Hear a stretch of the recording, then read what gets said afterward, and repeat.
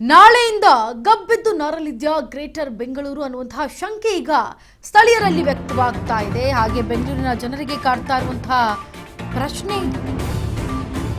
ನಾಳೆಯಿಂದ ಗಬ್ಬೆದ್ದು ನಾರುತ್ತಾ ಹಾಗಿದ್ರೆ greater Bengaluru, brand ಬೆಂಗಳೂರಿಗೆ ಮತ್ತೆ ಗಾರ್ಬೇಜ್ ಗಂಡಾಂತರ ಏನಾದ್ರೂ ಶುರುವಾಗುತ್ತಾ? ಅವೈಜ್ಞಾನಿಕ ಕಸ ವಿಲೇವಾರಿ ವಿರುದ್ಧ ಸಿಡಿದೆದ್ದಿದ್ದಾರೆ ಜನರು. ಜಿಬಿಎ ಅಧಿಕಾರಿಗಳ ನಿರ್ಲಕ್ಷ್ಯದಿಂದ ರೊಚ್ಚಿಗೆದ್ದಿದ್ದಾರೆ ಗ್ರಾಮಸ್ಥರು. ಮಿಟ್ಗಾನಹಳ್ಳಿ, ಬೆಳ್ಳಿಹಳ್ಳಿ ಗ್ರಾಮಸ್ಥರ ಆಕ್ರೋಶ ಇದು.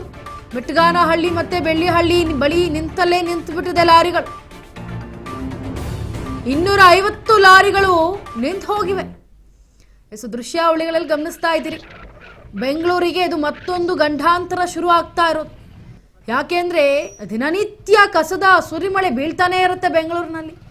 ಈಗ ನಾಳೆಯಿಂದ ಏನಾದರೂ ಗಬ್ಬೆದ್ದು ನಾರಿದ್ರೆ ಬೆಂಗಳೂರನ್ನ, ಈಗ ಗ್ರೇಟರ್ ಬೆಂಗಳೂರು ಅಂದರೆ ಏನು ಪಾಲಿಕೆ ಇತ್ತು ಅದನ್ನು ತೆಗೆದು, ಅಂದರೆ BBMP ಇತ್ತು ಅದನ್ನು ತೆಗೆದು ಗ್ರೇಟರ್ ಬೆಂಗಳೂರು ಮಾಡಿದ್ರು. ಈಗ ಗ್ರೇಟರ್ ಬೆಂಗಳೂರಿಗೆ ಸಂಬಂಧಪಟ್ಟಂತೆ ಎಲ್ಲ ಕೆಲಸ ಕಾರ್ಯಗಳು ಹೀಗೆ ನಿಂತೋದ್ರೆ ಹೇಗೆ? ಯಾಕಂದರೆ ಗುಂಡಿಯನ್ನು ಮುಚ್ತೀವಿ ಅಂತ ಹೇಳ್ತಾರೆ, ಗುಂಡಿಯನ್ನು ಮುಚ್ಚಲ್ಲ. ಕಸವನ್ನು ತೆಗೆದುಕೊಂಡು ಹೋಗ್ತೀವಿ ಅಂತ ಹೇಳ್ತಾರೆ, ತೆಗೆದುಕೊಂಡು ಹೋಗೋದಿಲ್ಲ.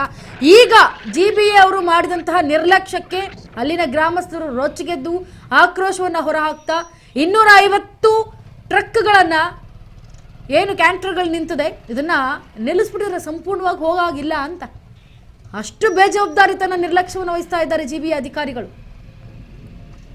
ಇನ್ನು ಕಸವನ್ನು ಸುರಿಯಲು ಬಿಡದಂತಹ ಬೆಳ್ಳಳ್ಳಿ ಗ್ರಾಮಸ್ಥರು ಜೊತೆಗೆ ಮಿಟ್ಗಾನಹಳ್ಳಿ ಗ್ರಾಮಸ್ಥರು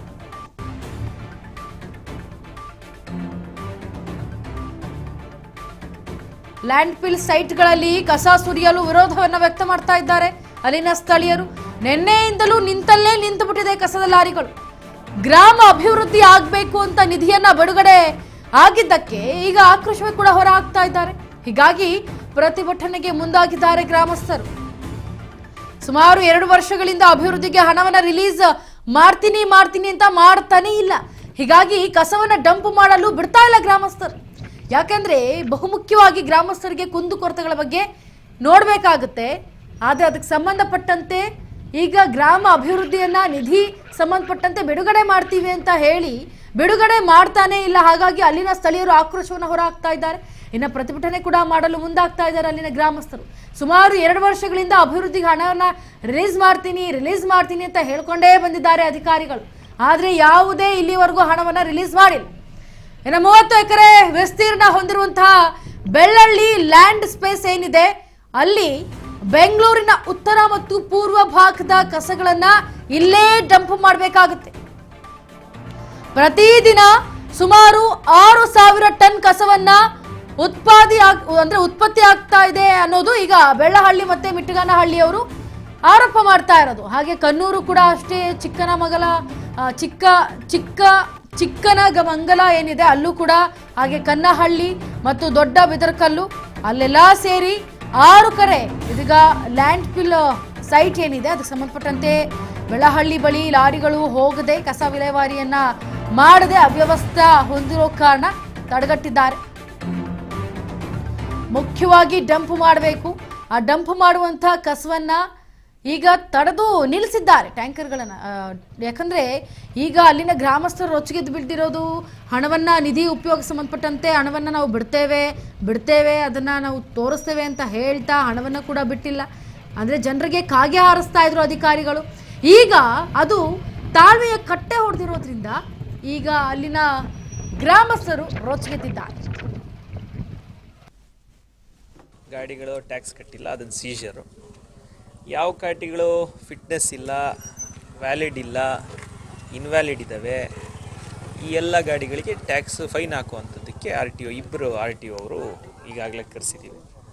ಅವ್ರು ಸೂಕ್ತ ಆ್ಯಕ್ಷನನ್ನು ತಗೊತಾ ಇದ್ದಾರೆ ಸರ್. ಈಗ ನೀವೇನು ಸರ್ ಒತ್ತಾಯ ಮಾಡ್ತಿರೋದು ಏನು? ಫಸ್ಟ್ ಆಫ್ ಆಲ್ ಈಗ ಆಗ್ತಾ ಇರೋಂಥ MSCP ವಿರುದ್ಧವಾಗಿ ನಮ್ಮ ಹೋರಾಟ ನಿರಂತರವಾಗಿ ಕಳೆದ 3 ವರ್ಷದಿಂದ ನಾನು ನಡೆಸ್ಕೊಂಬರ್ತಾ ಇದ್ದೀನಿ. MSCPನೇ ಇಲ್ಲಿ ನಡೆಸಬಾರ್ದು ಅಂಥೇಳಿ ಕೋರ್ಟಲ್ಲೇ ಪ್ರಕ್ರಿಯೆ ದಾವೆ ಹೂಡಿ ನಾನು 2.5 ವರ್ಷದಿಂದ ತೀವ್ರವಾಗಿ ಅದನ್ನು ಫಾಲೋ ಅಪ್ ಮಾಡೋಂಥ ಕೆಲಸ ಮಾಡ್ತಾಯಿದ್ದೀನಿ. ಹಿಂದೆ ಯಾವತ್ತೂ ಆಗದೆ ಇರೋವಂಥದ್ದು ಇವತ್ತು ನಾವು ಡಿಸ್ಟ್ರಿಕ್ಟ್ ಜಡ್ಜನ್ನು ಇನ್ಸ್ಪೆಕ್ಷನ್ಗೆ ಕಳಿಸೋ ರೀತಿಯಲ್ಲಿ ಹೈಕೋರ್ಟ್ ನಿರ್ದೇಶನ ಮಾಡಿಸಿ ಡಿಸ್ಟ್ರಿಕ್ಟ್ ಜಡ್ಜು 2 ಬಾರಿ ಇನ್ಸ್ಪೆಕ್ಷನನ್ನು ಮಾಡಿದ್ದಾರೆ. ಪೊಲ್ಯೂಷನ್ ಕಂಟ್ರೋಲ್ ಬೋರ್ಡ್ ಹಾಗೂ ಡಿಸ್ಟ್ರಿಕ್ಟ್ ಜಡ್ಜ್ ಇಬ್ಬರೂ ರಿಪೋರ್ಟ್ ಕೊಟ್ಟಿದ್ದೀವಿ. ಲೇಟೆಸ್ಟಾಗಿ IASಗೆ ಇದನ್ನು ಟೆಸ್ಟಿಂಗ್ ಮಾಡಬೇಕು, ಯಾಕಂದರೆ ಥರ್ಡ್ ಪಾರ್ಟಿ ಏಜೆನ್ಸಿ ಸರಿ ಮಾಡ್ತಿಲ್ಲ ಅಂತೇಳಿ IASಗೂ ರಿಕ್ವೆಸ್ಟ್ ಮಾಡೋವಂಥದ್ದು ನಾನೊಬ್ಬ ಶಾಸಕನಾಗಿ ನನ್ನ ಅಧಿಕಾರ ಪರಿಮಿತಿಯಲ್ಲಿ ಮಾಡಿದ್ದೀನಿ. ನಮ್ಮ ಬೇಡಿಕೆ ಇರೋವಂಥದ್ದು ಕಸ ನಮಗಿಲ್ಲಿ ಅವಶ್ಯಕತೆ ಇಲ್ಲ. ಗಾಡಿಗಳು ಟ್ಯಾಕ್ಸ್ ಕಟ್ಟಿಲ್ಲ, ಅದನ್ನು ಸೀಜರ್. ನಾಳೆಯಿಂದ ಹಾಗಿದ್ರೆ ಕಬ್ಬದ ನಾರಿತ್ಯ ಗ್ರೇಟರ್ ಬೆಂಗಳೂರು ಅನ್ನೋದು ಬೆಂಗಳೂರು ಜನತೆಗೆ ಚಿಂತಾಜನಕವಾಗ್ಬಿಟ್ಟಿದೆ.